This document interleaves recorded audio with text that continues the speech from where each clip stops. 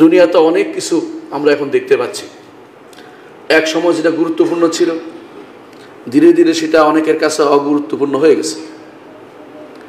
কোরআন এবং সুন্নাহর শিক্ষা একটা সময় ছিল, এর মাধ্যমে মানুষ উন্নতি করত। একজন মানুষকে তার উন্নতির সর্বোচ্চ সোপান দেখা হতো কিভাবে? লোকটা কোরআন সম্পর্কে জানে, হাদিস সম্পর্কে জানে, দিন সম্পর্কে জানে। ধীরে ধীরে পরিবর্তন হয়ে এমন হয়ে গেছে, এর নাম দিয়েছে অনুৎপাদিত খাত, অর্থাৎ এর মাধ্যমে উন্নয়ন হয় না। এই চিন্তা ভাবনা এখন আমাদের চিন্তাবিদদের মাথায় ঢুকেছে। তারা কোরআন এবং সুন্নাহ দিয়ে কোনো কিছু আলোচনা করলে মনে করে এ দিয়ে দেশের দশের কোনো উন্নয়ন হবে না। অনুৎপাদিত খাত নাম দিচ্ছে এগুলিকে। কারণ হচ্ছে চিন্তার জগতে আমাদেরকে এমন কিছু ঢুকানো হয়েছে, এটা অপরাধ ঢুকানো হয়েছে আমাদের অন্তরের ভিতরে। আমরা এখন শুধু জাগতিক বিষয়টাকে শুধু উন্নয়ন মনে করছি। আমাদের কাছে উন্নয়ন হচ্ছে, একজন ব্যক্তি হয়তো চা দোকানে বসে আড্ডা দিচ্ছে, তিনি বলবেন আমার এক ছেলে এই হয়েছে, আমার এক ছেলে এই হয়েছে, এত এত ব্যাংকের এই এমন পোস্টে চাকরি করে, প্রতি মাসে এত টাকা বেতন পায়, আমার অমুক ছেলে অমুক দেশের অমুক জায়গাতে চাকরি করে, এত টাকা বেতন পায়। মানে মানুষের অর্থই তার কাছে উন্নয়নের একমাত্র মাধ্যম বলে বিবেচিত হয়ে যাচ্ছে। অথচ যদি সেই হিসেবে তাকান, সাহাবায়ে কেরামকে কি আপনি উন্নতমান মানুষ বলতে পারবেন? না, কারণ তাদের তো অর্থ ছিল, তাদের তো ঈমান ছিল। তখনকার দিনে উন্নয়ন হইতো ঈমান দেখে, সর্বাধিক হইতো, কিন্তু ঈমানটা আগে, সবার আগে। ঈমান আছে কিনা এটার উপর নির্ভর করে লোকটার উন্নতি হয়েছে কিনা। আর এখন বিশেষ করে আপনাদের সিলেটে কেউ যদি কোনো দেশের বাইরে না থাকে, মনে করা হয় ফকির মানুষ। আমরা বললাম না কোন দেশে, বুঝতেই পারছেন। এই উন্নয়নের জায়গা আপনাদের কাছে এখন হয়ে গেছে কোন দেশে তার ছেলেপুলে আছে, আত্মীয় স্বজন আছে, সেখানে না গেলে যেন উন্নয়ন আর হয় না। সেখানে গেলে যে আপনার সন্তান ঈমান হারা হয়ে যাবে, দেশের উন্নতি করতে পারবে কিন্তু ঈমান হারা হয়ে যাবে, এটা তো ভুলে গেছে। অনেক ভাই আছে জীবনের সর্বস্ব দিয়ে সন্তানকে তথাকথিত মানুষ করেছেন, উন্নতি করেছেন, কিন্তু সন্তান বৃদ্ধ বয়সে তাকে আর দেখেনি। বৃদ্ধ বয়সে তার স্থান হয়েছে বৃদ্ধাশ্রম, যেখানে তার থাকার কথা ছিল না, যেখানে তার থাকার কথা ছিল না। পিতামাতার সাথে সন্তানের সম্পর্ক যদি এরকম হয়ে যায়, দুনিয়ার অর্থনৈতিক হয়ে যদি মানদণ্ড উন্নয়নের, সেখানে আর কিছু বলার থাকে না। বিশ্বের তথাকথিত উন্নয়নশীল দেশসমূহ, উন্নত দেশসমূহ, তাদের সেখানে ভালো করে দেখবেন বাবার হোটেলে ছেলে চাকরি করে, কখনো কখনো ছেলের হোটেলেও বাবা চাকরি করে, কখনো কখনো ভাইয়ের খোঁজ বোনে নেয় না, বোনের খোঁজ ভাই নেয় না। আমার ওস্তাদ বলছিলেন, তিনি আমেরিকা থেকে কোনো কাজে গিয়েছিলেন, দাওয়াতে ফিরে আসার সময় তাই তার পরিবারের মধ্যে তার বোন অন্য ফ্লাইটে পড়ে গেছে, তিনি এক ফ্লাইটে পড়ে গেছে। তিনি বললেন যে আমার ফ্লাইটটা ক্যান্সেল করে পরের ফ্লাইটে দিয়ে দাও। বলে অসুবিধা কি, একটু পরেই তো যাচ্ছে ওই ফ্লাইটটা। বলে না, আমার বোনকে আমি একা সফর করতে দিতে পারি না। নারী কাউন্টার ছিল, ওখানে কাউন্টারের মধ্যে নারী ছিল, সে কেঁদে ফেললো, বলছো কিছুক্ষণের জন্য তুমি তোমার বোনকে রেখে যেতে পারো না? আর আমার ভাই কোথায় আছে আমি কোনোদিন দেখিনি। আমি সারাদিন চেষ্টা করি কোনো রকমে খাবার রোজগারের জন্য, এখানে বসে আছি, টাকার চিন্তা, উন্নয়নের চিন্তায় বসে আছি আমি এখানে। এই উন্নয়নের জন্য আজ আমাদের বোনদেরকে ঘর থেকে বের করা হয়েছে। উন্নয়নের জন্য আমাদের বোনদেরকে ঘর থেকে বের করা হয়েছে। অনেক ভাই প্রয়োজন নাই, তারপরেও আমরা চাকরিতে আমাদের বোনদেরকে লাগিয়ে দিচ্ছি, স্ত্রীদেরকে লাগিয়ে দিচ্ছি, কন্যাদেরকে লাগিয়ে দিচ্ছি। প্রয়োজন নাই, তারপরেও কেন? উন্নয়ন দরকার। এই উন্নয়ন কিন্তু আসল উন্নয়ন নয়। এই উন্নয়ন কোনোদিন শান্তি দিবে না। এই উন্নয়নের শান্তি নাই প্রমাণিত সত্য হচ্ছে বিশ্বের তথাকথিত উন্নত তাদেরকে নিজেরা মনে করে, আমাদের কাছে তারা উন্নতির কিছুই পায় না। উন্নত যারা মনে করে, অনেকেই দেখবেন যে শেষ জীবনে আত্মহত্যা করছে।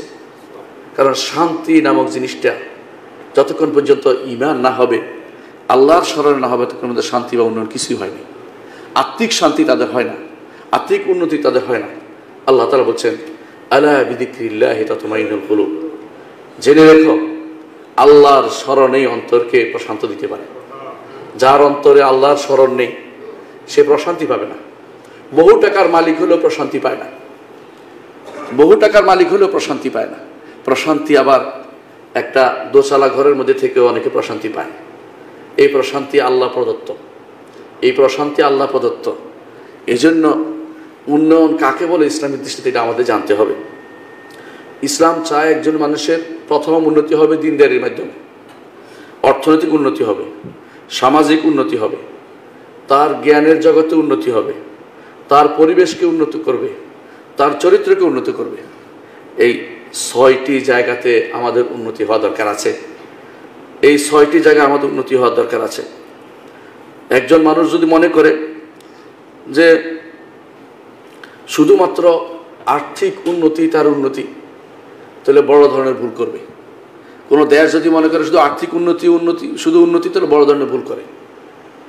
শুধু আর্থিক উন্নতি নয়, এটা জাগতিক একটা দেখানোর জিনিস ছাড়া আর কিছুই না। একজন মানুষ আর্থিক উন্নতি করলে তার স্বাস্থ্য ভালো হয়ে যায় না, আর্থিক উন্নতি করলেই তার জ্ঞানের জগতে প্রবৃত্তি ঘটে না, আর্থিক উন্নতি করলেই সে জ্ঞানী বলে বিবেচিত হয় না। নাহলে জাহেলদেরকে মানুষ বেশি সম্মান দিত আলেমদের চেয়ে, এখনও জগতে জ্ঞানীদেরকে বেশি সম্মান দিচ্ছে। যদিও এখনকার জ্ঞানী কারা এর সংজ্ঞা পরিবর্তন হয়ে গেছে। এখনকার জ্ঞানী ধরা হয় জাগতিকভাবে যারা জ্ঞানী হয়েছে তাদেরকে, দ্বীনি শিক্ষায় শিক্ষিতদেরকে। মুষ্টিমেয় মানুষের কাছে শুধু তারা জ্ঞানী, অনেক রাষ্ট্রের কাছে তারা জ্ঞানী না। তাদের জন্য জিজ্ঞাসা করতে হয়, তাদেরকে জিজ্ঞাসা করতে হয় আপনি কিভাবে ভিআইপি হলে। অন্যদেরকে জিজ্ঞাসা করে না হুমরা সোমরা হলে। কারণ মানুষের দৃষ্টিটা পরিবর্তন হয়ে গেছে, উন্নয়নের জায়গাটা পরিবর্তন হয়ে গেছে। অর্থনৈতিক প্রবৃদ্ধি ঘটলেই আপনার চারিত্রিক উৎকর্ষ সাধিত হবে না। চারিত্রিক উৎকর্ষ সাধিত হওয়ার জন্য চরিত্র কি সেটা জানতে হবে। আর চরিত্র জানতে হলে উত্তম চরিত্রের অধিকারী ব্যক্তিকে জানতে হবে, তিনি হচ্ছেন মুহাম্মদুর রাসূলুল্লাহ সাল্লাল্লাহু আলাইহি ওয়াসাল্লাম। জগতের কোনো ব্যক্তি তার থেকে উত্তম চরিত্রের দাবি করতে পারবে না। আল্লাহ যেখানে ঘোষণা করছেন তার নবীকে, ইন্নাকা আলা খুলুকিন আযীম, অবশ্যই আপনি আযীম বড় চরিত্রের অধিকারী। যেই চরিত্রের কাছে কার কোনো চরিত্র তথাকথিত কান্ট বা তথাকথিত অমুক, যারা আজ চরিত্র শিখাচ্ছে মানুষদেরকে, তারা আজ বিভিন্ন ইউনিভার্সিটিগুলোতে ডিপার্টমেন্ট খোলা হচ্ছে চরিত্র শিক্ষা দেওয়ার জন্য। তারা মুহাম্মদুর রাসূলুল্লাহ সাল্লাল্লাহু আলাইহি ওয়াসাল্লাম ইগনোর করে চরিত্র শিখছে। ওই চরিত্র কখনো মানুষের উন্নতি এনে দিবে না। কারণ উন্নতির সোপান দেখিয়েছে মুহাম্মদুর রাসূলুল্লাহ সাল্লাল্লাহু আলাইহি ওয়াসাল্লাম।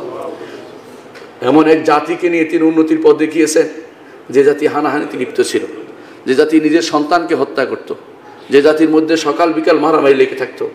সেই জাতিকে তিনি এত উপরে উঠিয়েছেন যে সারা বিশ্বের কাছে তারা সম্মানিত হয়েছে শুধু মুহাম্মদুর রাসূলুল্লাহ সাল্লাল্লাহু আলাইহি ওয়াসাল্লামের কারণে।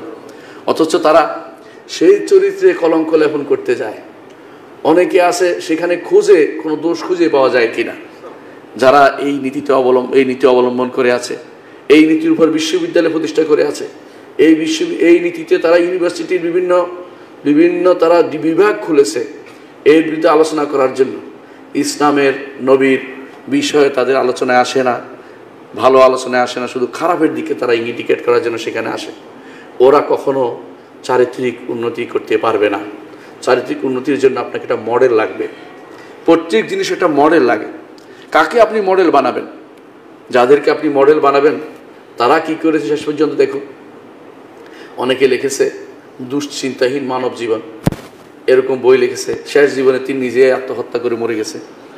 তো তুমি দুশ্চিন্তার কোথায়? তার দুশ্চিন্তা তিনি নিজে মরে গেলেন। দুশ্চিন্তাহীন মানব জীবন হচ্ছে মুহাম্মদুর রাসূলুল্লাহ সাল্লাল্লাহু আলাইহি ওয়াসাল্লামের শিক্ষার মধ্যে। তিনি শিখিয়েছেন বলতে একজন ইমানদার বলবে আল্লাহুম্মা ইন্নী আউযু বিকা মিনাল হাম্মি ওয়াল হাযান, আউযু বিকা মিনাল আজজি ওয়াল কাসাল, আউযু বিকা মিনাল জুবনি ওয়াল বুখল। রাসূলুল্লাহ সাল্লাল্লাহু আলাইহি ওয়াসাল্লাম এইভাবে 110টি জিনিস থেকে আশ্রয় চেয়েছেন আল্লাহর কাছে, যেগুলি সবগুলি হচ্ছে উন্নত চরিত্রের বিরোধী। এগুলি থেকে তিনি আশ্রয় চেয়েছেন। ইস্তেআযা যে একসাথ করেছি একদিন পড়ে আমি 110টা গুনতে পারছি, আরও বেশি আছে হয়তো। আমি শুধু হাদিস থেকে গুনেছি 110টা রসুল আল্লাহুম্মা আউযু বিকা কাযা ওয়া কাযা, আল্লাহ আপনার কাছে আশ্রয় চাই এটা থেকে এটা থেকে এটা থেকে। আমি দেখি 110টা, সবগুলি আমি দেখলাম যে এগুলি মানব জীবনের জন্য ক্ষতিকারক। আপনার উন্নত চরিত্র যদি শিখতে হয় তাহলে এখানে আসতে হবে। উন্নতি করতে হলে চারিত্রিক উন্নতি অবশ্যই লাগবে। চারিত্রিক উন্নতি না হলে কি হবে জান, আধা ঘন্টার জন্য বিদ্যুৎ যায় তাহলে দেখবেন যে সারা শহর লুট হয়ে গেছে। কেন লুট হইল? সারা শহর নয়, শুধু অনেক নারী তাদের অস্তিত্ব হারাবে চারিত্রিক উন্নতি না থাকার কারণে। চারিত্রিক উন্নতি থাকলে একটা মানুষ নিজে এসে বলতে হবে আমি গুনাহ করেছি, হে নবী আমি গুনাহ করেছি, আমাকে পবিত্র করুন। এটা চারিত্রিক উন্নতির প্রমাণ। দুনিয়ার কোনো তথাকথিত যারা নিজেকে সভ্য দাবি করে, উন্নত বিশ্ব দাবি করে, তাদের কাছে আপনি সেটা পাবেন না। তাদের কাছে এটা কিছুই না। এই উন্নতি, তাদের উন্নতি আসলে অবনতির কারণ। ইসলামিক উন্নতিটা আমাদেরকে জানতে হবে কিসের মাধ্যমে একটা মানুষ উন্নতি লাভ করে। উন্নতি হবে পরিবেশের মাধ্যমে। যেই পরিবেশ মুহাম্মদুর রাসূলুল্লাহ সাল্লাল্লাহু আলাইহি ওয়াসাল্লাম দেখিয়েছেন, সেই পরিবেশে আপনি দেখেন। রাসূলুল্লাহ সাল্লাল্লাহু আলাইহি ওয়াসাল্লাম একটা হাদিস বলবো, শুনে রাখেন। তিনি বলেছেন, তোমরা তোমাদের ঘরের আঙ্গিনাকে পরিচ্ছন্ন রাখো। ইহুদিরা ঘরের আঙ্গিনা পরিচ্ছন্ন রাখে না। দেখিয়ে দিয়েছেন পরিবেশ কাকে বলে।